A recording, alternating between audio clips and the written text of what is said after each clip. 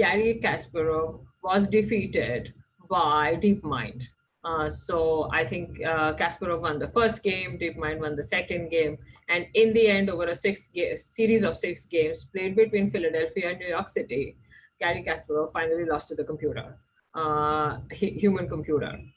And many years later, exactly actually 10 years later, in 2016, this is a game called AlphaGo, and Google's DeepMind actually played this game against C. Dohal. I hope I get the pronunciation right. And C. Dohal lost to Google's DeepMind. Now, the game on the right-hand side is a very complex game. It's an ancient Chinese game played with almost 64 different combinations of moves that you could do. But more importantly, it's pretty ancient, and people used to play it. Finally, DeepMind won the game. And when Cedar Hall was addressing the press at the end of the game, he said there were 2 moves that the computer made, which completely blew him away because he had never seen those moves in life. And if you ever get an opportunity, log on to wire.in, and they have a lot of details on how the game was played. It's pretty fascinating. But yes, Future just got accelerated. It's a very complex game, and DeepMind won the game against the world champion, but more importantly, through undefined moves which the computer learned on its own. How will digital change the way interactions take place? So a lot of, my apologies, there's a lot of literature on the fact that artificial intelligence is around the corner, or it's already there and it's going to change your life. But for those of you who've seen it up close, it's actually hugely enhanced human experience in dealing with problems or in dealing with questions. In fact, I've often said that a lot of us experience a very high level of automation in our personal lives. I mean, none of us have been to a bank for I don't know how many years. We buy stuff sitting in our house, it gets delivered, we also exchange it. People buy dresses, shoes, all of your work that has to do with compliance to taxes, etc. Everything, I mean, you're doing it in your house. You won't have seen a government office for the longest time, or a bank or any other institution. I mean, roll over to your work life. It doesn't have the same level of automation or capability to do it at your desk. And I do believe that with lean digital and our reimagined digital technologies, Genpact will change the way customers experience their lives, whether it is robotics, whether it is dealing with unstructured data. And finally, I mean, machine learning, which will look at data patterns and do the hypotheses of the problems and also solutions of the problems. So the world is set to make a huge change. And I think the customer experience arising out of the change will be the biggest beneficiary. Can you go to the next slide, please?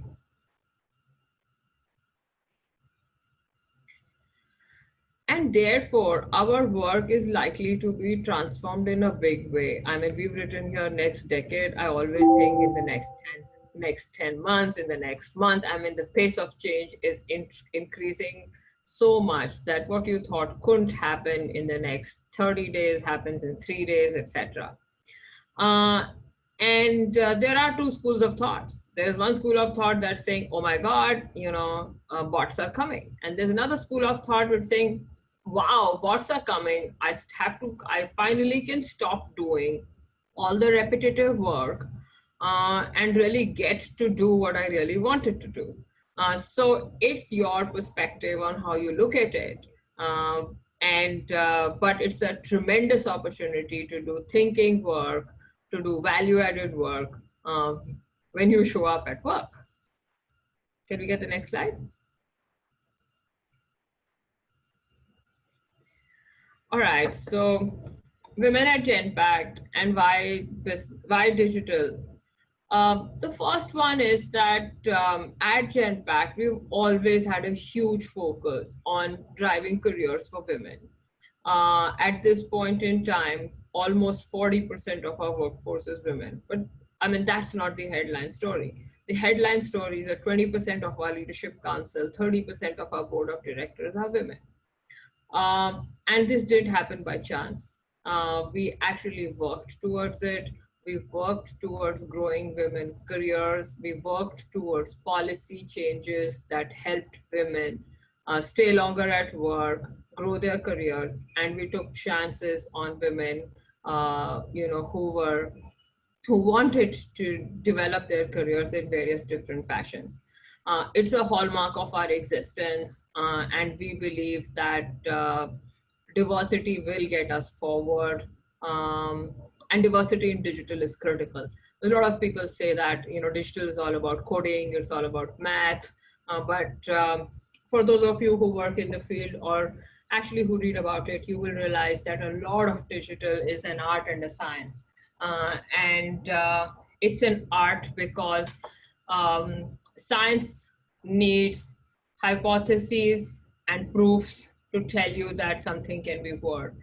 Art is all about, imagining the impossible. And therefore, it's a great amalgamation of art and science. And which is why diversity in digital is critical to really solve the big ticket problems. Next one, please. We've had, a huge program to get more women in leadership positions and, and to progress women's careers. I'll talk about two of them, which I always found extremely attractive and things that were very different from what other people did. Career 2.0, there are a lot of women who stop working for various reasons during their careers. And after a point in time, they start believing that it would not be possible for them to get back to work because one, they've been out of work for whatever number of years, and two, a lot of opportunities have passed them by. We've actually curated this program to bring back senior women to work, and we actually go looking for them. We have a fast track program to interview them. We discuss breadth of opportunities and make it comfortable for them to come back to work. So I always thought this was such a fantastic thing to do. Going back 20 years, my son's now 19, and it was a struggle to come back to work. And I always thought that, your existing job went away. No one really sort of could walk through your mind and heart to see what you were going through personally, because there wasn't a job on the platter where when you came back, people saying, I've kept this role for you. And when you come back, this is what you will do. You had to always worm your way up the organization and figure out what you wanted to do. So I think this is a fantastic program. The second one that I love is the program for flexible options and childcare facilities at work.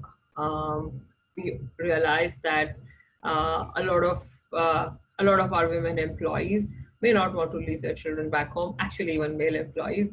And so we have childcare facility and it's really world class. And I think it's a huge benefit to our women colleagues. It's such a safe way to leave your children and have them around you at work.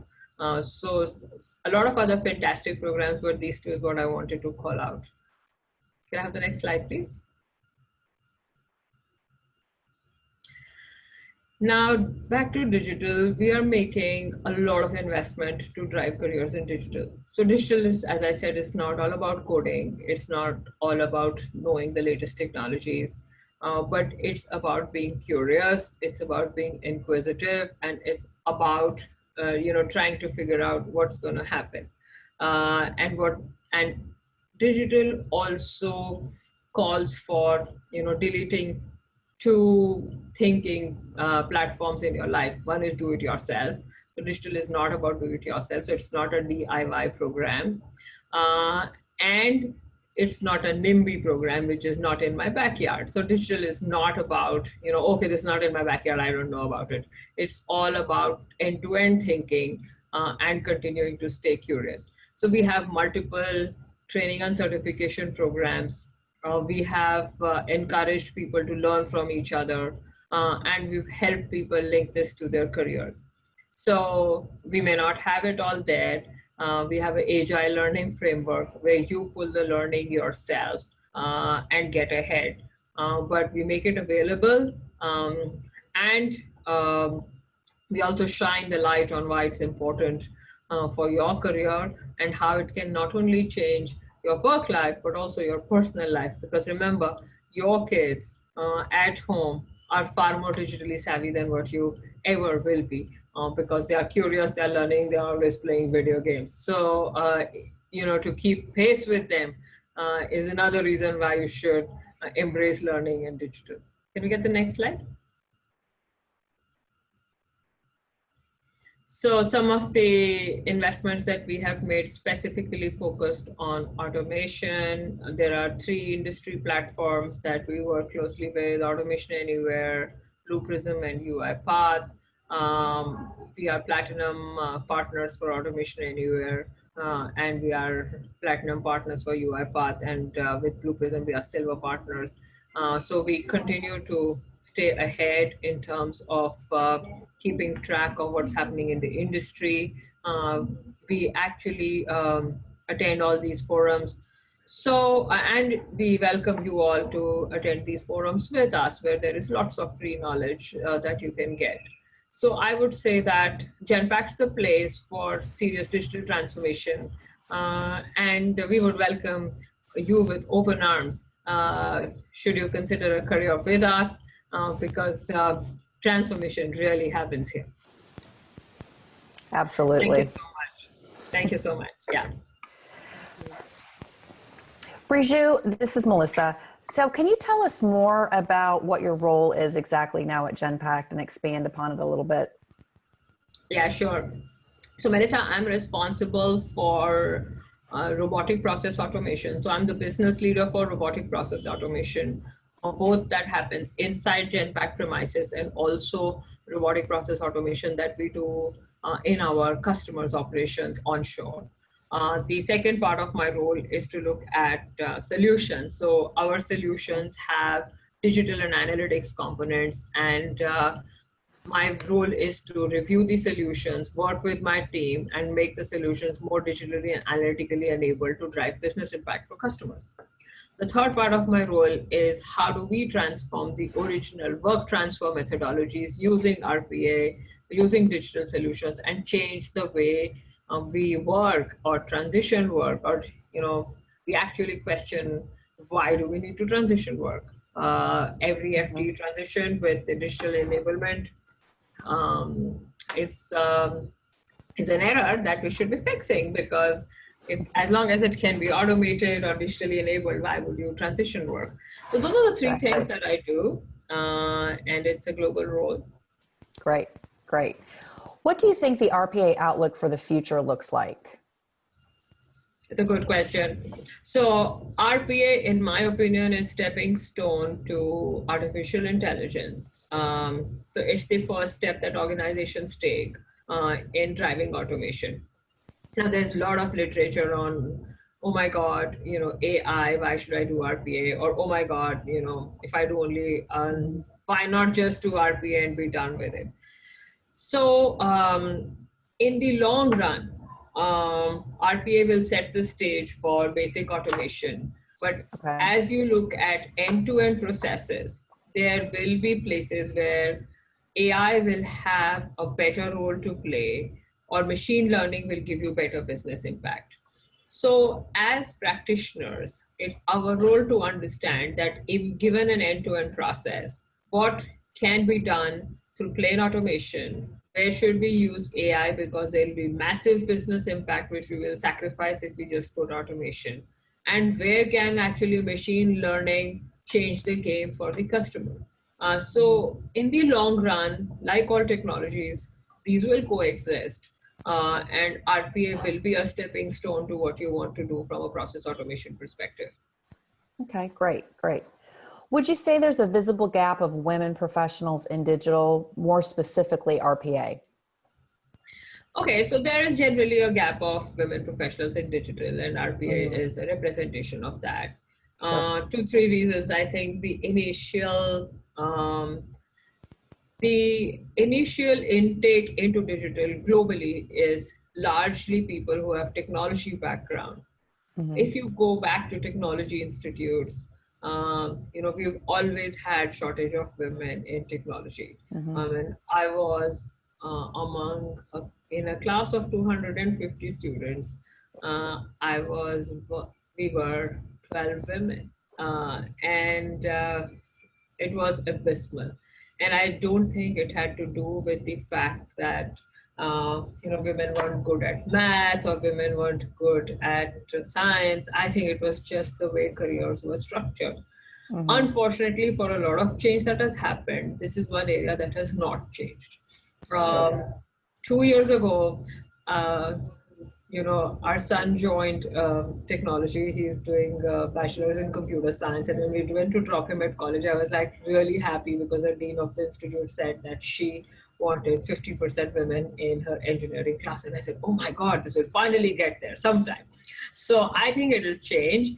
Now, Mhm. having said that, I think knowledge of technology is not the only reason or only reason why you should be in digital. It's not the only selection Okay. criteria, rather. Uh, and I think it's more about feeling comfortable with the art of possible, pushing the Mhm. boundaries, thinking through what can be done about problems, and then there is enough literature that can get you forward. So it's got roots in the fact that there weren't enough women in STEM, there weren't enough women, in core technology careers. Mhm. But For I sure. do see it changing. But it will be some time before it changes. Definitely. I know you touched on this earlier, but in your opinion, why do you think there's so few women, if you want to expand upon that, in leadership positions today? I think two reasons. One, I think a lot of women self-select themselves out of careers, and I would say Mhm. that's the primary reason. Uh, and again, contributing factors to it, women believe that they have to be really the best of the best to get the big jobs. So Mhm. they are forever and ever trying to be perfectionists and trying to prove to the world that they are really doing an outstanding job. Compare that with men in the room. I mean, they are pushing the boundaries even when they are 75% there. Mhm. So one is just women's expectations of themselves and what they should know and what they should be able to deliver before they put up their hand for a Exactly. big job is like very far away from men's expectation of where they should be. Mhm. So women don't put up their hands early enough, and therefore they kind of self-select themselves out of jobs. That's one. The second one is it requires a little bit of risk taking. And digital is an area of risk taking, which is It why I is. think it's right for women. It But is. women really not, they are little risk averse because unless they have it ticked and tied, they really don't want to get into because they don't want to look bad. They don't want to So fail. yeah, they don't want to fail. So that would be the second one. And Mhm. the last one I would say is the whole philosophy of lean in. I mean, I think women should be charging in, forget leaning in. And if they Exactly. change their headset to charging in, it will really change the way women think about their careers. So Exactly. I would actually put a lesser of onus on the organizations because of late I do think organizations invest a lot. There Mhm. are unconscious biases, etc. But I mean, life wasn't made of all equality. So I mean, you deal with so much inequality in various other places. You wouldn't want to deal with it in an organization. But Exactly. if you don't call it out, organizations don't realize the fact that there is this unconscious bias that needs to be addressed. Agreed. Agreed. What's your advice to women who maybe are planning a career or who want to take that first step in getting into a career in digital or RPA?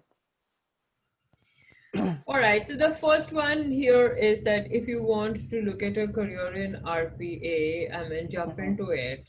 There is a lot of, there is a lot of literature out there on RPA. There's a lot of literature out there on basic certifications, etc., which will, give you a feel of what it means. But RPA is not all about coding.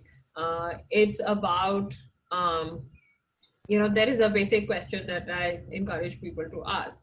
I mean, ask the question as to why a human needs to do this job instead of asking the question why it needs to be automated. Because when you ask the question the other way around, I mean, you quickly reach a conclusion that it's actually not required. So, therefore, for women who want to get into digital, specifically into RPA, it's a new field. So if you don't know it, a lot of other people also don't know it. Therefore it's a great equalizer. Step in, look at all the literature, certifications that are available. And at Genpact, we've actually invested a lot in, helping people shore up careers in and build careers in RPA.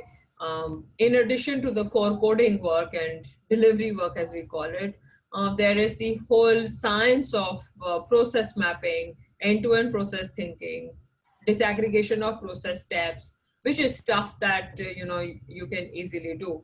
In fact, in our business and analysis team, we have a lot of women who have come from the Six Sigma background, and they take to these jobs like fish to water. So there are multiple areas that you can look at to begin a career in RPA, but it's a stepping stone to a lot of new age technology. And I would actually encourage people to step in, figure it out, and learn coding if you want to. And if you don't want to also, you can still have a career in RPA. Absolutely. Absolutely. And my last question is, why Genpact for digital versus other companies? Okay, because transformation happens here. That's what we presented. But more importantly, we have a heritage of domain expertise layered with process thinking to really create right impact from our digital tools. So in fact, I was talking to someone today and I said, I don't understand, why does everyone keep talking about not realizing the ROI of digital or of robotics investments? I said, I just don't get it. So this person is an industry analyst, and he started laughing and he said, because a lot of RPA technology has been deployed by people like hammer looking for a nail. I was like, okay, I get it. He said, because it's fashionable, people want to put it in, they want to look good before their bosses. So not enough work happens on, is there business impact? Is there a business reason to do this? So at Genpact, I think our deployment of digital technologies is laden with good process thinking, embracing data, and making sure that we are coming at it through domain expertise to deliver outcomes rather than technology for the sake of technology. Great, great. Well, thank you so much for for answering all the questions. Varsha, I'm going to turn it back over to you. I know we've got some Q&A going on. Thank you. Thank you, Melissa. Riju, we've had a couple of questions come in from the audience. So I'm just going to read out the first one for you. What kind of opportunities are available at Genpact in digital RPA? Okay, so there are 4 distinct rules as you look at the whole RPA roadmap. The first role is about, business analysts or people who look at processes to identify the opportunities where you should put RPA in. So that's, a role of business analysts or process experts or people who have process thinking. Then the second set of roles is people who look at those solutions. So you have a process solution and then you look at, is it, will it make a good technology solution? So you have technical architects. So that's the second set of roles that you have. And the third set of roles is people who do development and coding, and they have a hierarchy. So you have coders, you have their team leaders, etc. And the fourth set of role is about people who test, test the code and get it out. So this is just, wing to wing or end to end of what a typical RPA journey looks like once you've identified that you want to go ahead. In addition to this, there are roles where you are managing a full project for a customer, where you are a digital evangelist for the customer, and you go and explain to them why digital, why should they do RPA, what's the opportunity. So people who do, selling, and I don't want to call it selling, but it's basically problem solutions for customers. So there are a number of roles, and these are just a few examples of what people should look at as they look at a career in digital or career in RPA. Thank you. The next question, are there any digital training programs at Genpact? Yes, I think, first of all, we've had to have digital training programs because people like me had to undergo digital training programs. So, people like me went through certifications and, online content, recorded what we were doing.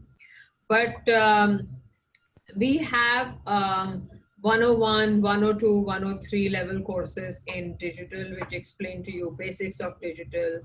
We have embraced 12 core technologies, in our journey for digital under the Cora platform. These 12 technologies drive business outcomes and business impact for customers. So we have training and certification for those 12 core technologies. So other than RPA, let me talk about the others. We have dynamic workflow, we have artificial intelligence, we have linguistics, we have neural networks. So therefore, we have curated training and certification for each one of these technologies and where they can be used.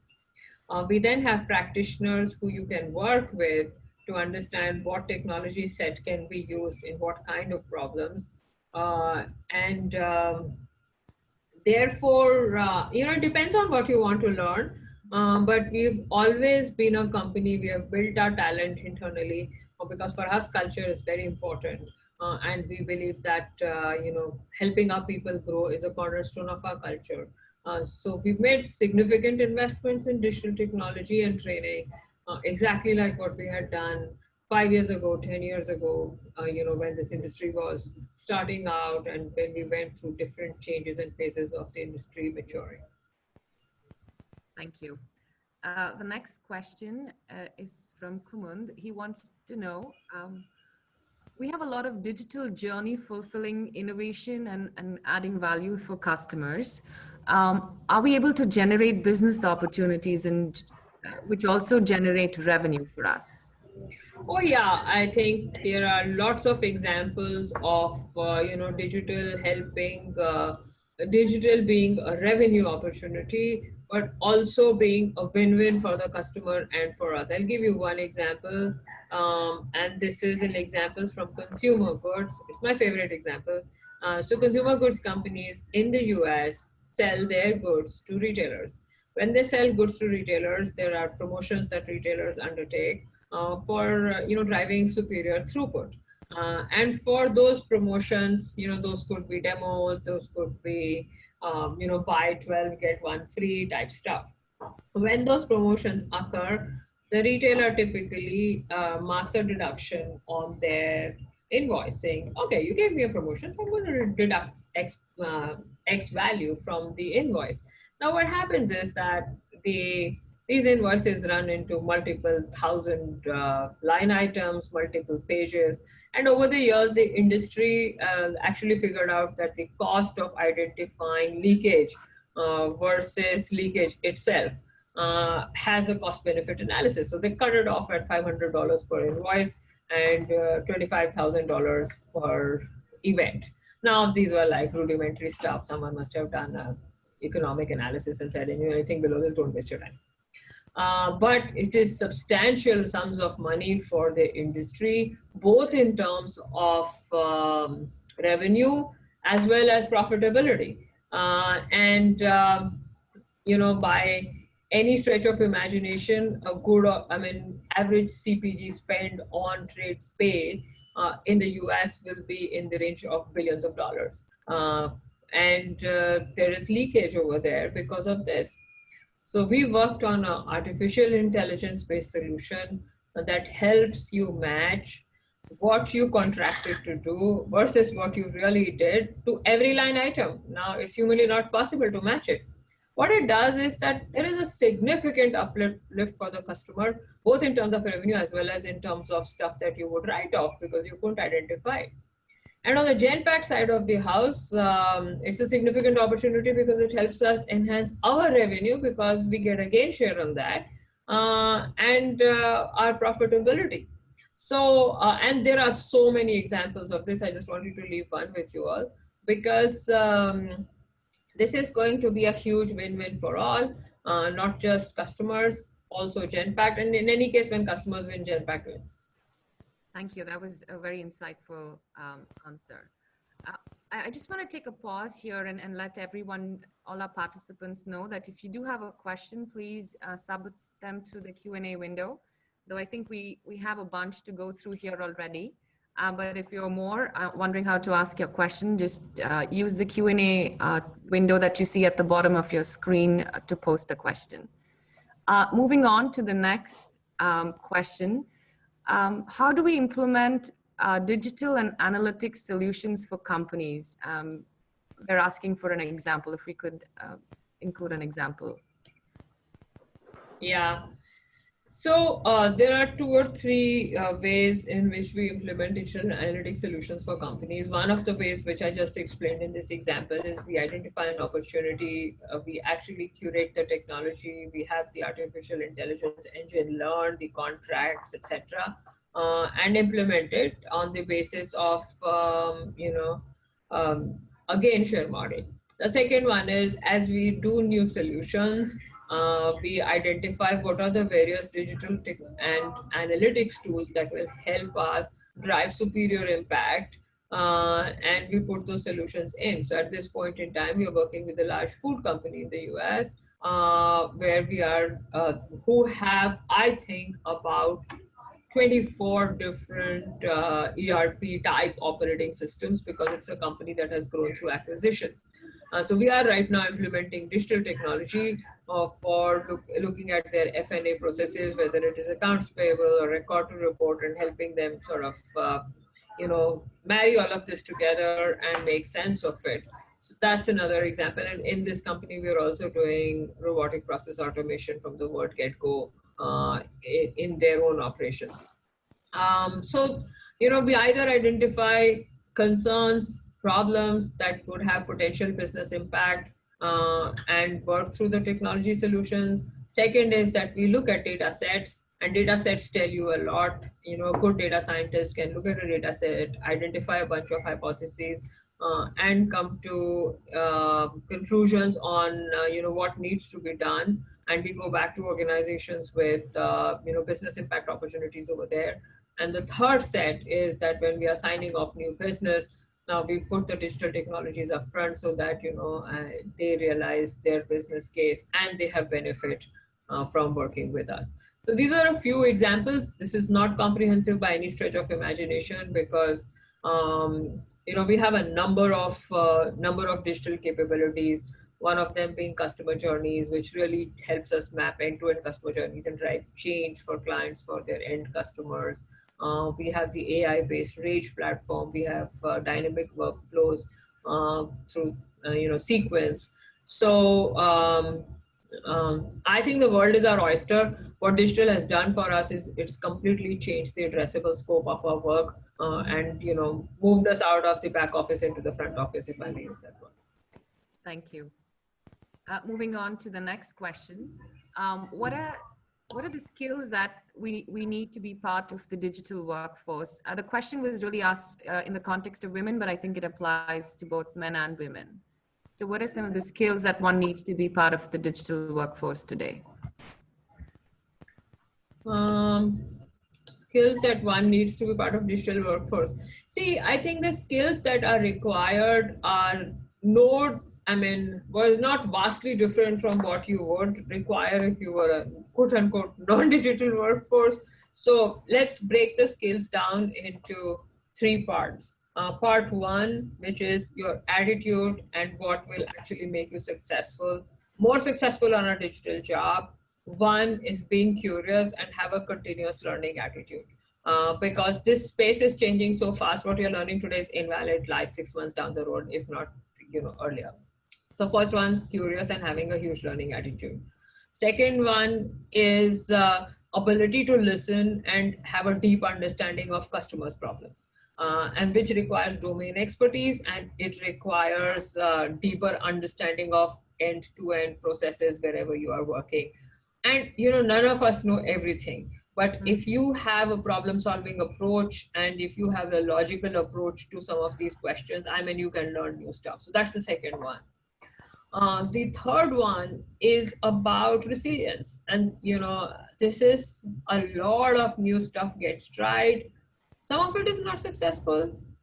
So you have to be resilient, but you also have to know, when you walk out. So fail fast, be resilient for outcomes.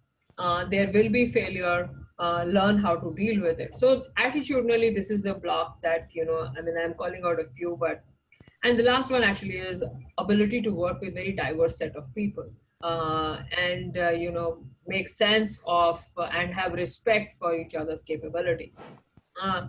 From core domain perspective, you could have industry domain expertise, you could have technology domain expertise, or you could have some process domain expertise. And the reason I call out this is that, and I don't want to be beaten up for this, but I do believe that the days of a generalist are over. If you are not building expertise in anything, then, you cannot continue to be a quote unquote general manager. Those jobs will vanish because a lot of those jobs are about optimizing inputs, outputs, etc. So domain expertise, and you can choose where you want to build domain expertise, and being a lifelong sort of learner in domain expertise. And the last one is just interaction skills, if I can use that word. This is your ability to work with customers, work with a very diverse set of providers, and not have this whole do-it-yourself type attitude. Learn to work with an ecosystem.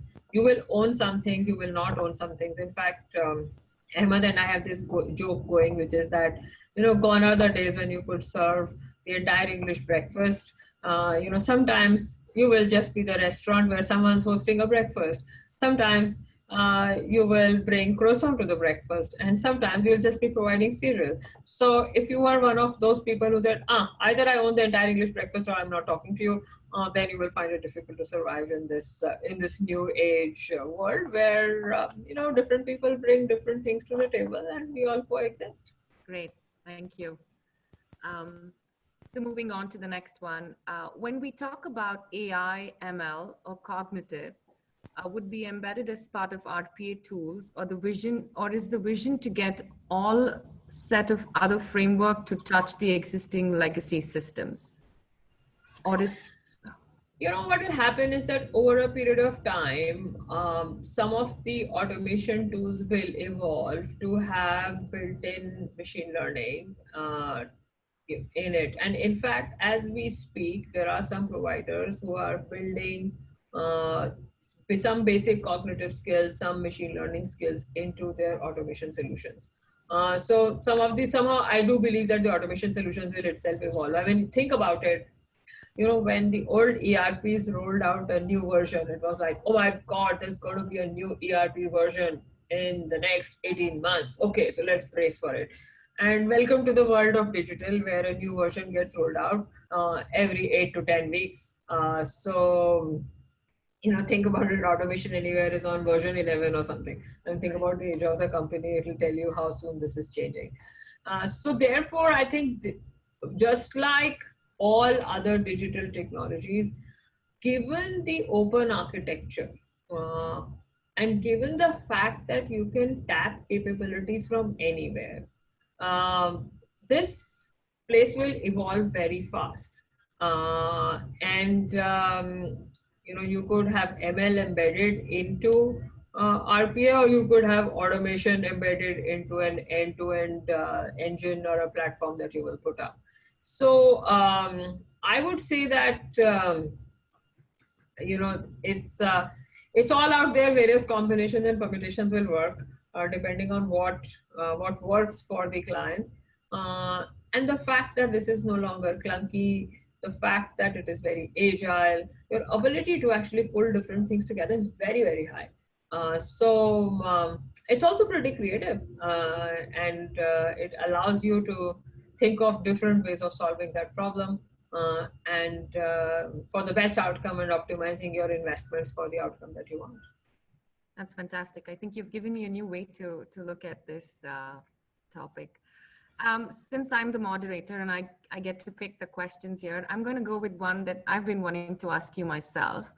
What do you enjoy the most in your role, and what is the most difficult part of your role as a digital leader?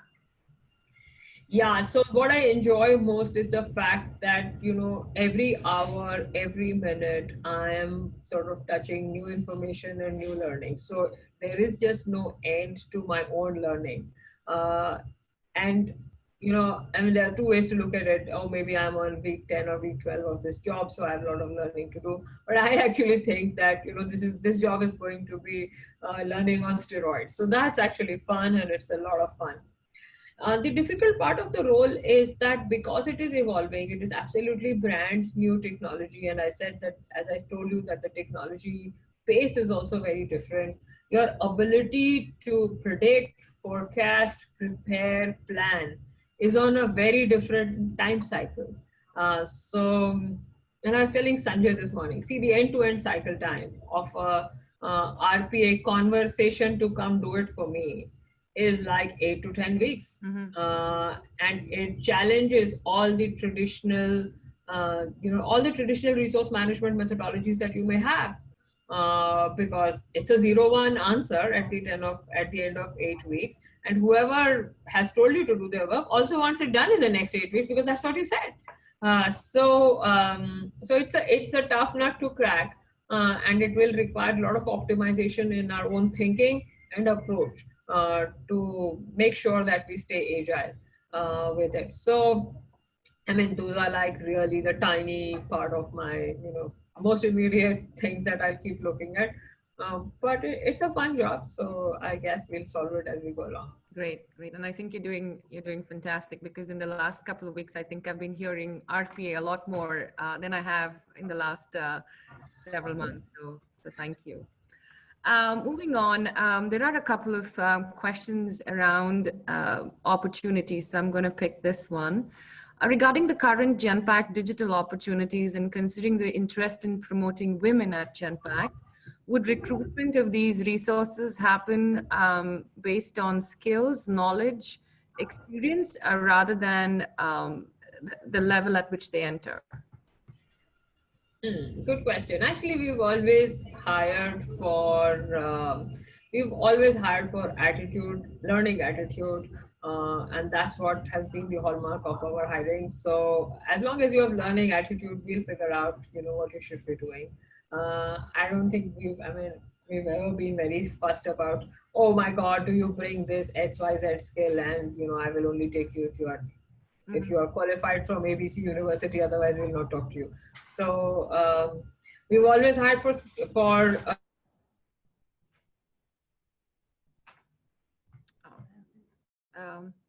I think we may have lost Riju for a minute. It should reconnect. Yeah.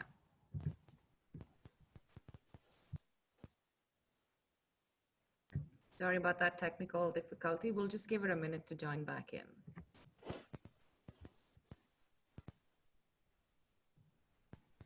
Maybe I can take this minute to share that Genpact is truly global in its existence. We have Riju, who is in some other part of the country today. Melissa is actually joining us from the East Coast. Melissa? I am. Right. And my team here, we work out of Delhi. So we have offices in pretty much every part of the world, and a great place to be at. Couldn't agree more. I agree.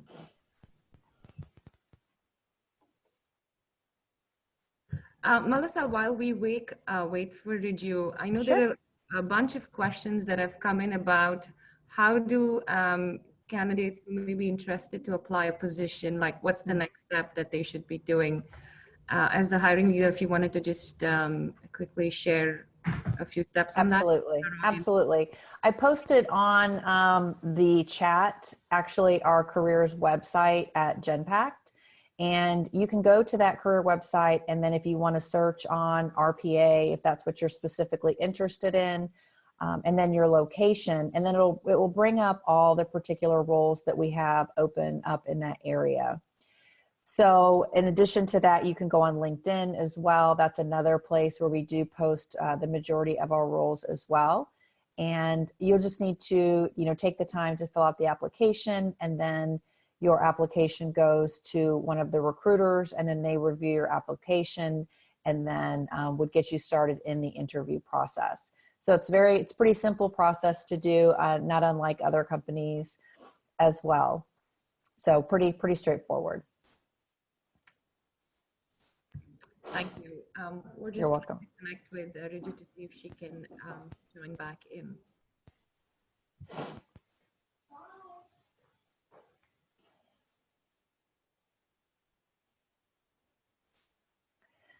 Just looking through some of these other Q&As to see if there's anything else I could answer.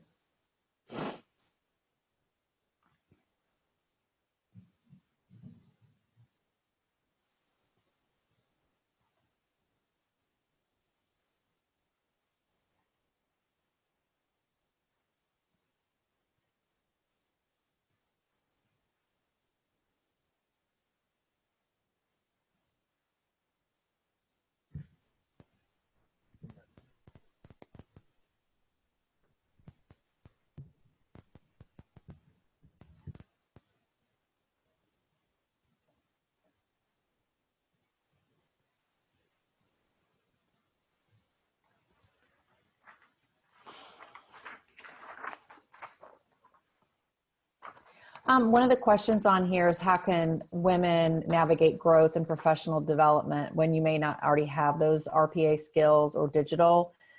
Just to kind of reiterate what Riju said earlier, you can actually go and work on educating yourself. There's so many tools online now on the internet that you can go in and you can understand and learn.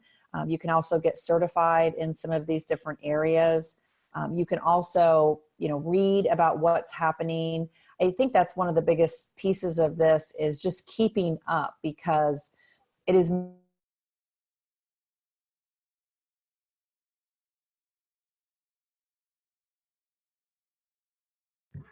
Okay, looks like now we lost Melissa. Well, we'll blame it on the network. Riju, thank you for joining us back. I was actually going to ask you a controversial question before you got kicked off from there. So going back to that question, we have a question here from one of our participants who wants to know, is RPA killing the jobs in the IT sector and enhancing, enhancing unemployment? Yeah, I think it's a often asked question. And yesterday I actually went through a study that Everest have done on 2 years of RPA impact. And in reality, actually, RPA has led to increase in number of jobs when you look at the overall picture, and it's helped create capacity in organizations to do stuff that they couldn't do earlier. I mean, if you look at North America and Europe, there is now shortage of labor because the unemployment rates are at a historic low. As a result of that, actually RPA is helping organizations create capacity that they didn't have before. Statistically, actually, it has increased employment rather than reduced employment. So while it's one of those questions that get asked very often, the answer is pretty contrary to what you would believe. Great, thank you. The next one is more on Genpact and our place in the market. So what differentiates Genpact so far in the market on digital, and how are we looking to harness that moving forward? Yeah, I think, I did talk about it earlier, which is that our market positioning is that our digital capability is underpinned on domain expertise and domain and process expertise, which helps us find the right solutions to problems. So we are not walking around with the technology looking for a problem. We are actually looking at a business issue and then stepping back and saying, okay, let me think of what is the digital solution that can solve with it, underpinned by process and domain expertise. I mean, and if you don't, have one of the three, it doesn't provide a wholesome solution. So therefore, this is not about having the next best toy in digital. This is about knowing what happens in depth at a L1, L2, L3, L4, L5 level in a process, and understanding the impact that it has on business really differentiates us in the marketplace. Great, thank you. I just want to remind everyone that we're almost close to the end time. So just to make sure, just in the interest of time and to keep to time, we'll ask the last question for today. And since we did pick digital and women as a topic, so Riju, this one is for you again. Do you have a mentoring or sponsorship program for women? And I guess more specifically, someone wants to know if you would be open to mentoring and sponsoring someone.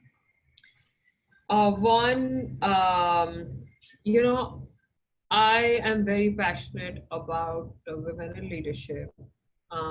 And given the fact that I started out as a student in technology, I'm actually very passionate about women in technology and digital also. So yes, I'd be very happy to mentor anybody who wants to. So please do reach out. At Genpact, we believe that mentorship is very critical to help women navigate the overall environment, and we have a good mentorship program. I think it was there on the slide that we presented, and a lot of us who've sort of been with the company very long,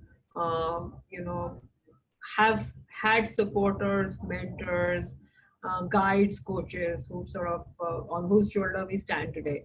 I think it's a fantastic environment to grow your career as a woman employee. And also, I think it's a pretty understanding environment. So, I know this is last question, we'll be at the hour. Many years ago, I used to work for Piyush, who's our HR head, and my son was in grade 6, and I had come back after attending one more of those PTMs where the teacher kind of looks at you and say, "Oh, you are the mother. I've never seen you."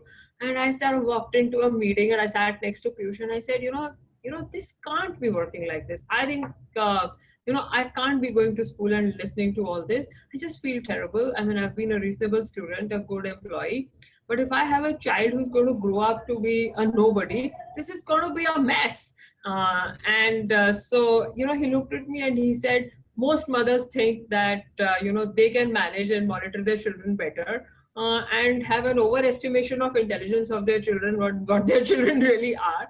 So their expectation of children is much higher than what they can do. And that's what is driving this behavior. However, if you want to do something about it, I mean, feel free to take some time off, but I can counsel you and tell you that this won't change in a big way for you.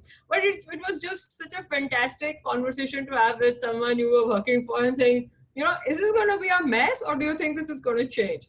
So I do believe that we are a great support system, which is not the official quote unquote support system of people who've been through the same journey, who'll be very happy to work with you, coach you, guide you along. And we are a very informal setup, so you can walk across and talk to anybody and people will tell you, that they've been through the same experiences. So I think beyond the formal sort of setup, we are a great informal setup, and we work hard, party hard, and we also help each other, as we navigate through life. Couldn't agree more.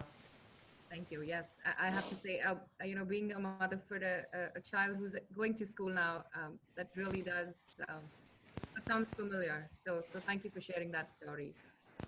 Again, I want to take this minute to thank everyone for joining us today. Thank you so much for making the time. Thank you, Riju. Thank you, Melissa. I know it's really early for you, but thank you for joining us. And Riju, I know you're traveling in back-to-back meetings, so thank you again for stepping in to do this. Hey, thank you. Thank you. My absolute pleasure. Thank you, Melissa, and thank you, Varsha. I've really enjoyed this. Thank you. Thank you. We will be hosting more of these sessions, so I would request our participants to look out for that. Thank you, Great. everyone, and have a wonderful rest of Thank you, Varsha. Thank you. Thanks. Bye-bye. Bye. Bye-bye.